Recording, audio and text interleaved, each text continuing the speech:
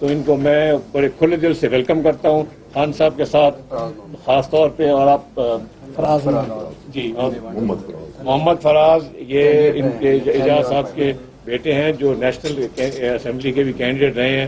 تو لودھا میں آج ماشاءاللہ ایک بہت بڑا گروپ جو ہے وہ پاکستان تحریک انصاف کو جوائن کر گیا ہے اور میں ان سب کو مبارکباد دیتا ہوں, ان کا شکریہ ادا کرتا ہوں.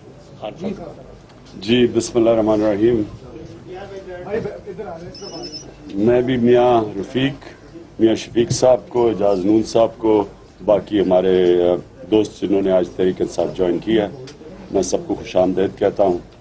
اور مجھے بڑی خوشی ہے کہ تحریک انصاف ان علاقوں میں جدھر ہماری پارٹی کی طاقت نہیں تھی 2013 الیکشن میں, ان علاقوں میں بھی اب بڑی تیزی سے آگے بڑھ رہی ہے. اگر منڈی بہاؤالدین کا بھی اگر آپ الیکشن دیکھیں تو 2013 میں 25,000 ووٹ پڑی تھی, اس باری 40,000 ووٹ پڑی ہے.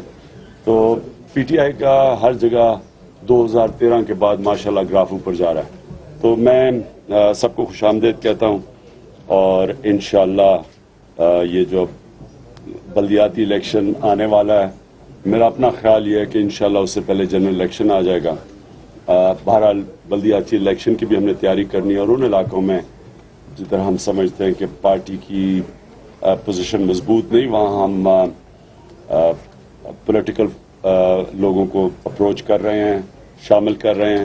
اور آج لودھرا کے اندر یہ جو جوائننگز ہیں میں پھر سب کو خوش آمدید کہتا ہوں. میاں رفیق صاحب اگر 2 لفظ آپ بھی فرما دیجیے. بسم اللہ الرحمن الرحیم.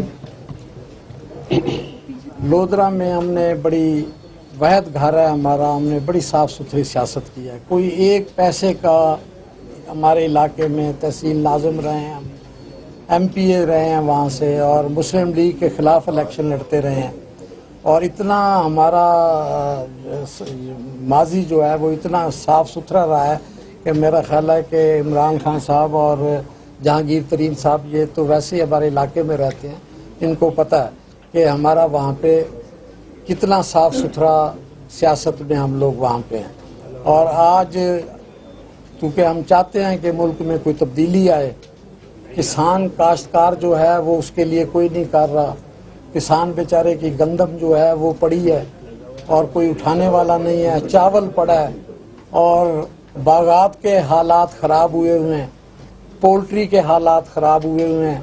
اب یہ کچھ 70% آبادی جو ہے یہاں پہ ہمارے ملک کی وہ ایگریکلچر بیس پہ ہے, لیکن ایگریکلچر بیس پہ کوئی بھی نہیں سوچ رہا.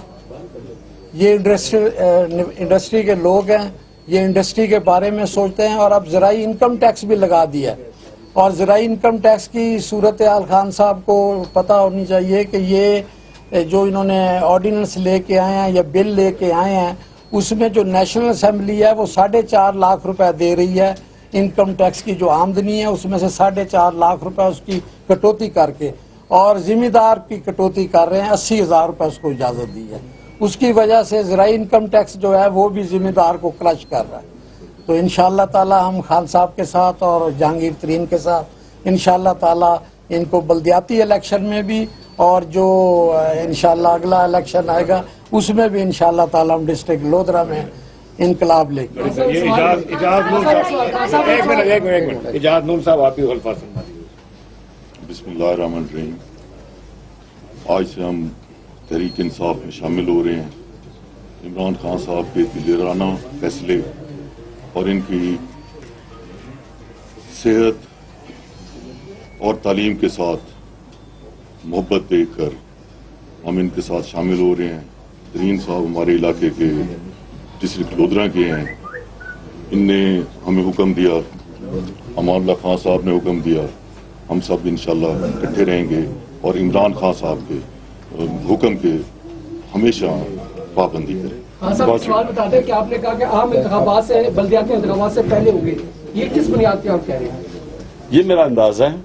میں جوڈیشل کمیشن میں تقریباً ہر روز جاتا ہوں, جب بھی میں یہاں اسلام آباد ہوتا ہوں تو میں جاتا ہوں.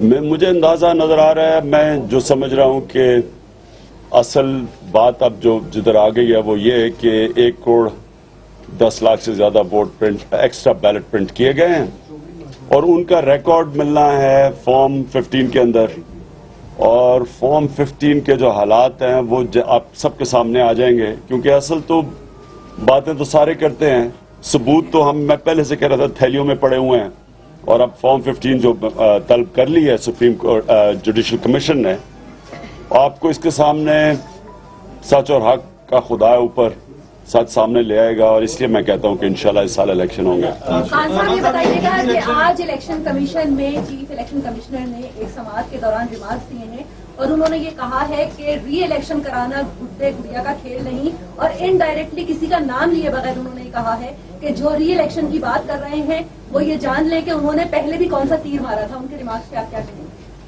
دیکھیں، مجھے تو پتہ نہیں چیف الیکشن کمیشن نے کیا کہا ہے، لیکن میں ایک بات کہنا چاہتا ہوں کہ اگر ساری جماعتیں پختونخوا کی کہہ رہی ہیں کہ الیکشن ٹھیک نہیں ہوا، اگر ساری جماعتیں کہہ رہی ہیں، تو جو ایک اخلاقی قوت ایک ڈیموکریٹک گورنمنٹ کی ہوتی ہے وہ تو چلی جاتی ہے۔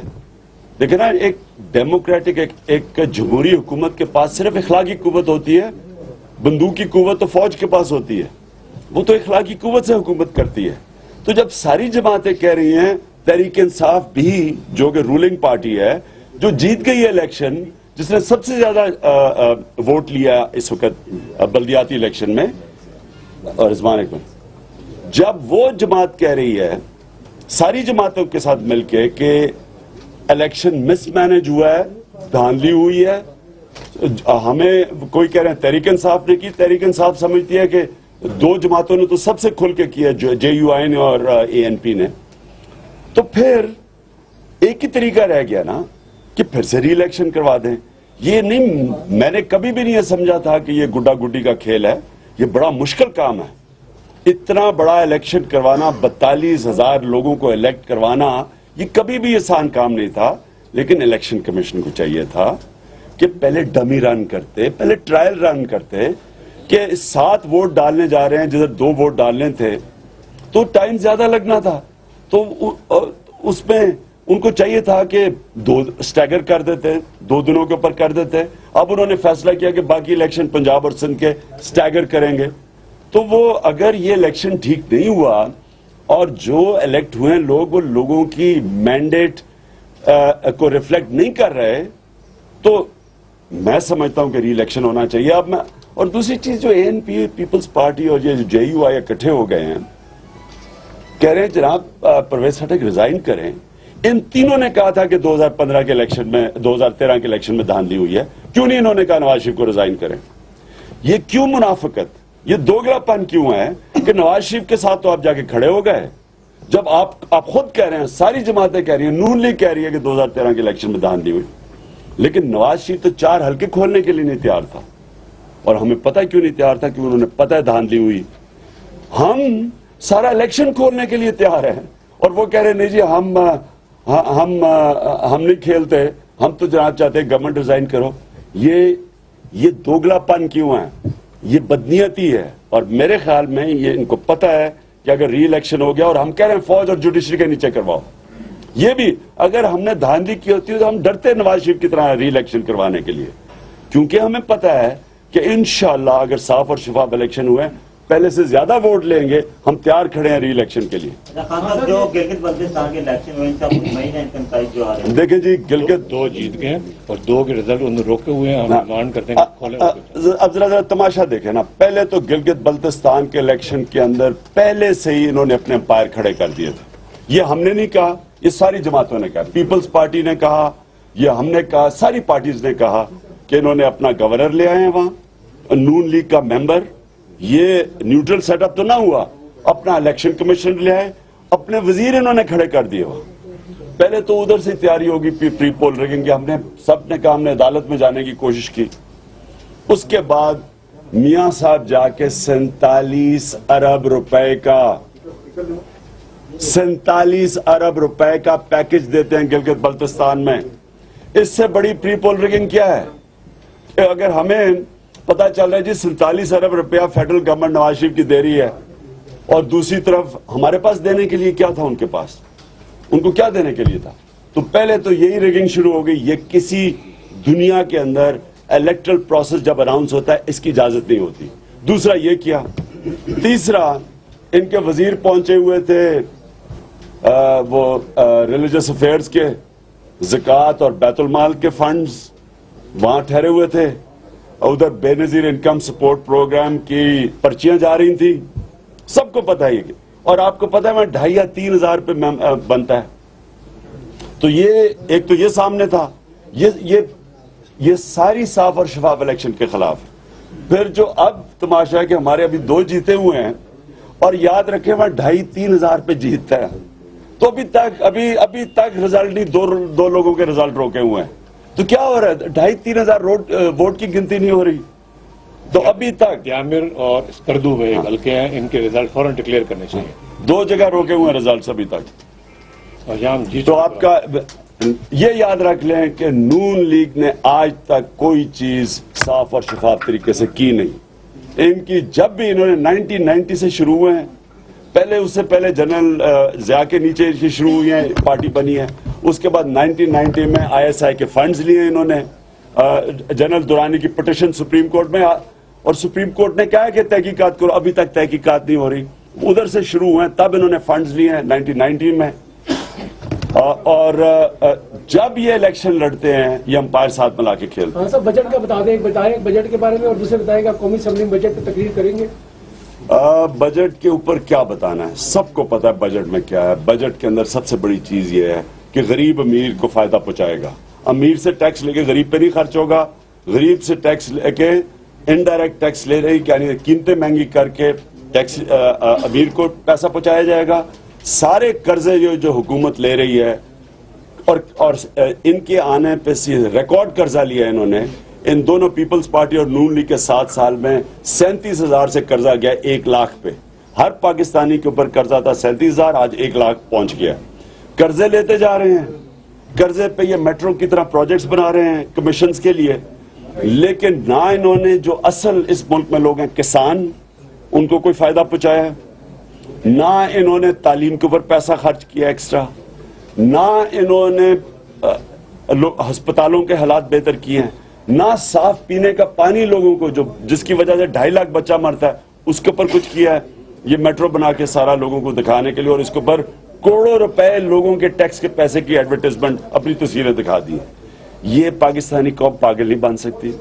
لوگوں کو پتا ہے، لوگ سمجھ بیٹھے ہیں طریقہ کہ ایک بڑا پروجیکٹ بنا دو جو کہ باہر اس سے 20% پہ بنے، وہ اس کے اوپر کمیشن لے کے پیسہ بنا دو، اور ساری اخباروں میں ایڈورٹائز کر کے بتاؤ کہ جی بڑا کچھ کام ہوا ہے. اصل میں بنیادی چیز یہ ہے کہ لوگوں کے حالات بگڑے ہیں. لوڈ شیڈنگ اس ملک سے کم نہیں ہوئی، بجلی کی قیمت یہاں بڑھ گئی ہے کیونکہ IMF کو پیسے واپس کرنے ہیں، سبسڈیز اور کم کر دیں، قیمتیں اور بڑھیں گی. تو یہ کیا مجھے بتائیں کہ اس بجٹ میں جو اصل کام کرنا تھا، بجلی کی چوری ختم کرتے، اس کی قیمت نیچے لے کے آتے، گیس کی چوری ختم کرتے، گیس کی سیس ختم کرتے، اس سے مہنگائی کم ہونی تھی، اور سب سے بڑی بات سیلز ٹیکس کم کرتے، اس سے عوام کی بہتری ہونی تھی. ڈیزل کے اوپر سیلز ٹیکس کم کریں، اگر 28% سیلز ٹیکس لگایا، اگر وہ نیچے لے آئیں 12.5% جو ہم پرپوز کرتے ہیں، کتنی 18 روپے ڈیزل کی قیمت نیچے آنی تھی. اور جو پیسے والے لوگ ہیں، جو 32 لاکھ لوگ ہیں جن کے پاس نادرا کا ڈیٹا ہے، ان کو ٹیکس نیٹ میں لے کے آنا تھا، ان کو ٹیکس میں نیٹ میں نہیں لے کے آئے. انہی لوگوں کے اوپر ٹیکس لگا رہے ہیں جو بیچارے ٹیکس دیتے ہیں. اور سب سے بڑی بات یہ ہے کہ میں ایسی چیزیں ہیں جو یہ نون کی ریڑھ کی ہڈی ہے، جس طرح کے لوگ ہیں، مثلا سٹاکس کے اوپر کوئی ٹیکس نہیں ہے. میں سٹاک ایکسچینج میں ارب روپیہ بنا لوں لیکن میں ٹیکس